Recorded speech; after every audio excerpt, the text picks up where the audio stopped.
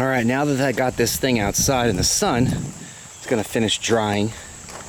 And I wanted to mention something else in the earlier video, so I thought I'd come outside and it's nice outside here. These clips, right here, all of the ones I had on here were bent up and rusty and junky. Now you can buy those clips on eBay, and they're cheap, like, I don't know, 10, 12 bucks a bag. You get a bag of 20.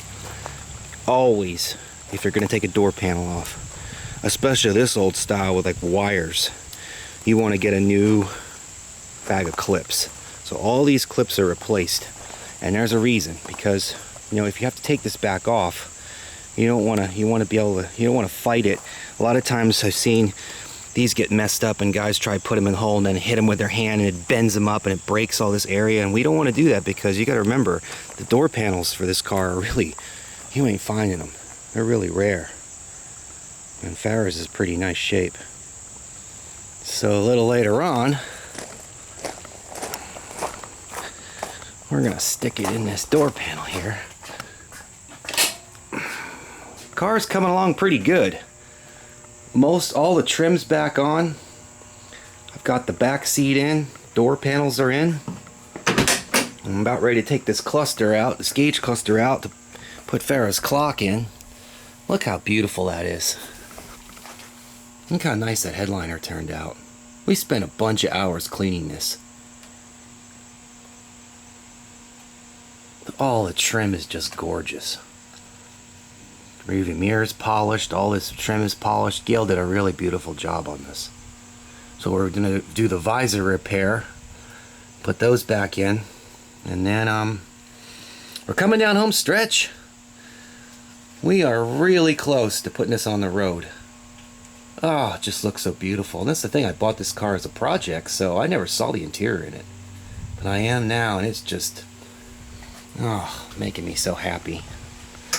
So yesterday, I had Ray come up, shoot the roof, just blend the spot in, which turned out really nice.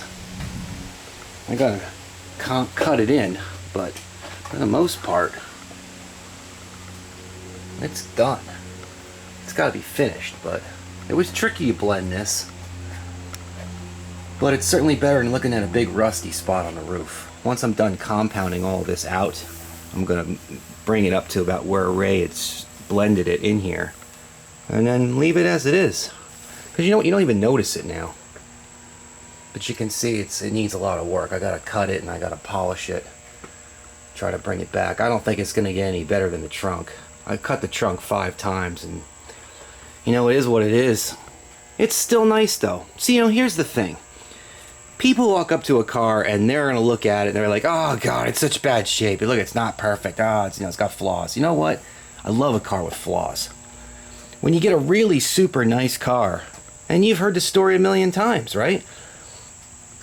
People spend all this money to restore a car and then they don't want to drive it. They're scared. You know, that's a lot of it too, is that they've got so much money into it. They think if they drive it, they're going to lose their investment. But the thing of it is you pay somebody to do this work for you. You are going to be in it so deep, you're never going to get your money's worth out of it. 90% of the time. But in this case, I bought this car for $4,500. I stole this car for $4,500. And I did all the work myself. 6 months I spent working on this car. It was a huge undertaking, and I gotta tell you, I underestimated all the amount of work it was gonna take just to make it roadworthy and preserve it and make it look beautiful again. Not doing really any restoration work to it at all.